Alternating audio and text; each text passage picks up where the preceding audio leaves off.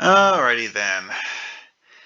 Yeah, this is one of those episodes where it's a quintessential classic episode. One of the episodes people will recommend you see most if you're going to watch only a few episodes of The Next Generation. There is no way to directly adapt this into a TTRPG. You just can't. Why? Because the story overly focuses on Picard. You see, that's the key with this one is that because of just how narrowly the story focuses on Picard, you would end up, if you try to make something that's reasonably close to this, have most of the direction of the plot, decisions being made by a single player, with everyone else just being there more like spectators than actually participating in the story. Which, maybe your group might like that, but not what I would personally consider to be a great concept. Now, this does have certain things in it that a lot of people find to be highly interesting, like the reveal that the Federation uses cybernetics for organ replacements in certain cases, because this points out that Picard has a cybernetic heart. And he did so before he got assimilated by the Borg, and they didn't fix that. Fun, I guess. Anyways, I mean, so the core gimmick of this one is having Q give someone the opportunity to experience life from a different perspective. Well, Q shows Picard what his life would be like if he'd, been a different person in life. Getting stabbed by a Nausicaan and ending up needing a cybernetic heart was apparently a key thing that defined his character and caused him to become someone who was special, and without that he would have been a boring person that had a career that didn't go anywhere. Sure, whatever. Yeah. Anyways, whether or not this is all just Q playing a prank on Picard, we don't actually know. That's the thing with the Q focus stories, is that the stories that really, really heavily focus on Q often have Q using his powers to annoy people. We don't actually know how much of what Q says is actually true. If he was lying, no one in universe would be able to call him out on it, because the fact that he's lying about things that they've never even heard of, which is a pretty common thing for Q pranks, honestly. Was all of this Q just, showing Picard a possible alternate version of events, or was it what actually would have happened if Picard had really made different decisions? Yeah, we don't actually know. Now, there is one thing in this episode. Okay, well, I'm getting a little bit ahead of myself. So, what does this episode actually throw into it that are interesting things? Well, we have Nausicaans. This is one of the earliest appearances of Nausicaans, if not the first one. Uh, Nausicaans are one of the more interesting alien races in terms of looking scary, but actually being, just. They're aliens who do alien stuff for alien reasons, but they're relatively easy to understand. They often end up as pirates or mercenaries because they're not affiliated with the Federation. And, them getting hired as pirates and mercenaries, it works. We have also a few things that get thrown in that are background details that are. In the case of Thomas Holloway, it's highly questionable what exactly Thomas Holloway was like in the normal timeline. Because the actual episode as aired doesn't say anything about who Thomas Holloway was in the normal timeline. Uh, Secondary material that has gone with the idea that Thomas Holloway was actually originally planned to solely be there to, I guess you're saying, oversee the construction of the Enterprise D and make sure everything on board the ship was properly functional. But in the normal timeline, he apparently did not actually uh, maintain command of the ship. He handed command over to Picard because of the fact that Thomas Holloway was a family man who wanted to stay at Earth with his family. One source has it that Thomas Holloway in the main timeline is actually dead because he was one of the people who was killed at the Battle of Wolf 359 due to being on one of the partially functional Federation starships that was at Earth for one reason or another, and not fully outfitted while it was under construction. It was mostly ready to go, mostly. And, it shows up, gets destroyed, and Thomas Holloway dies. Honestly, this is a character that I would probably not bother putting into a story. Because, okay, him being obscure is, um, not what I would consider a deal breaker. It's the fact that the best guess as to his fate is that he's dead.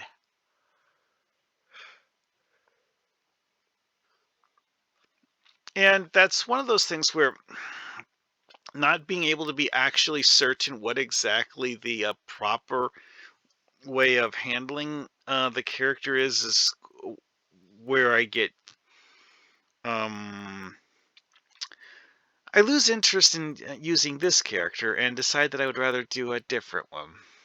Also, it's like one of those characters who is not particularly important as well. You could just throw in someone else and maybe just make up a new character completely and not have a reason to use this guy. Anyway, though, you could do that. That if you wanted to. I'm just saying that I would personally, um, not go for it.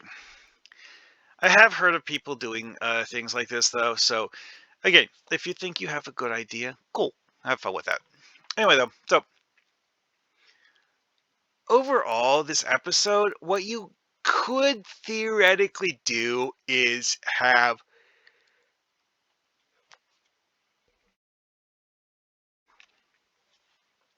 one or more characters in your party relive part of their life and basically just have the group get to know one or more of the characters better than they did previously. Now, how much fun that would be, whatever.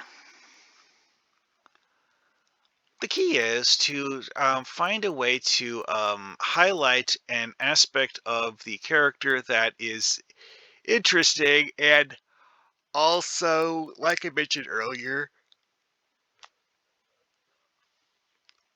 you need to give the other players something to do. That's the biggest hiccup with this sort of thing is it doesn't work right if the other players are just watching. You need to give the other players something, and the easiest way to do that would be to not actually try to reenact things as they used to be, and just have like a sort of like a simulation of the way things could have been or something, and that way the other players be you could have uh,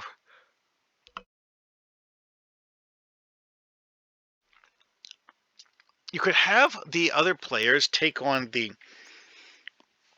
roles of characters that they wouldn't be normally playing. Like, okay, so for this here, Picard relives aspects of his earlier life with characters that we don't see in other episodes. Like this lady here. Well, she's in this episode, and that's about it. Oh, hey, here, let's take a quick look. What is her name? Dun dun dun. Corlina. Is she seen in any episode other than this one? No. Now, see, one thing you could do is have um, the players who are going to be part of this episode act out roles that they wouldn't normally do.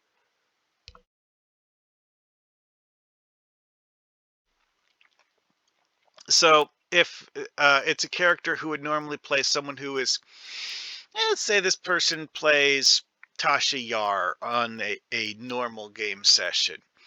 For this one, since you're doing a weird flashback episode, you could hand her this player a pre-made character sheet for a different character. In this case, Marta Batanides, and like, okay, this is who you're playing this game session.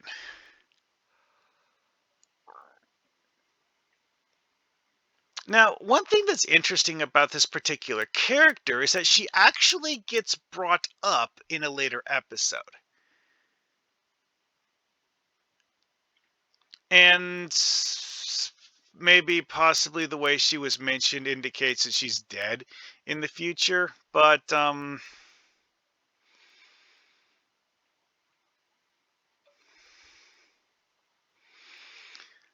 we don't really know anything other than that, which whatever. Although, remember what I said earlier about how Holloway in some versions of things, because again, there's no actual proper canonical source for what happened to Holloway in the main timeline, that information just doesn't exist. In the case of Marta Batanides, it is in fact possible that she was also one of the captains at the Battle of Wolf 359. So, that would explain why she's, dead later on. If in fact this here is actually saying that she is in fact dead. Heck,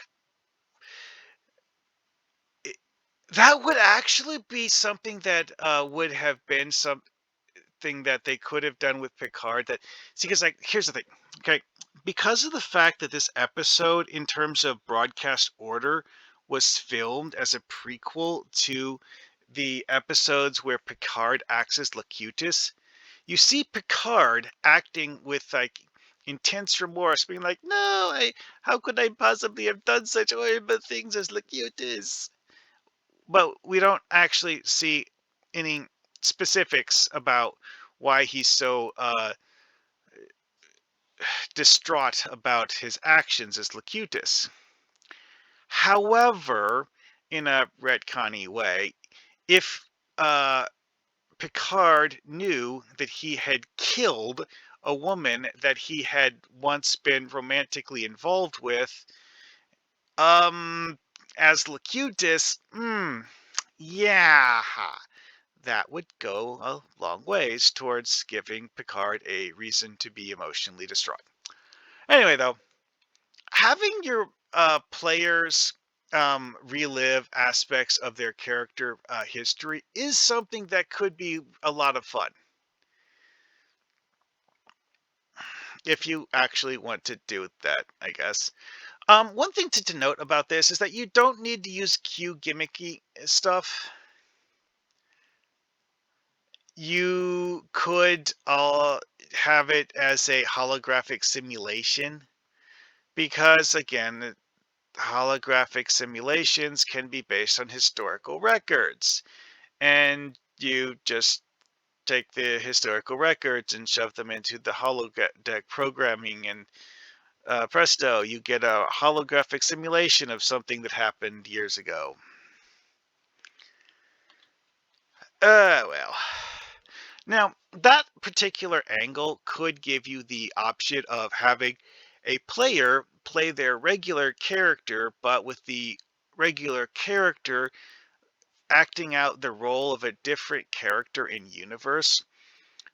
Like, when you have a character, players in a holo novel, like Picard and his Dixon Hill holo novels. Picard plays the role of Dixon Hill when he's in one of those novels. Well, for something like this, in universe, the holographic character being played is a person that exists in universe and might even be a living person in universe, but the role is being played by a different person. So you could have, well, Deanna Troi acting out the role of Marta Batanides, because why not? Anyway, though, that's about it for this one. Like I said at the start, this is one of those that requires a totally absurd amount of adaptation to actually make it work. Trying to play it straight would most likely result in something that players would find boring because of the fact that it's too heavily focused on a single character. Gotta give the rest of the party something to do. If you don't, well, it just doesn't work right. And I will see you guys later.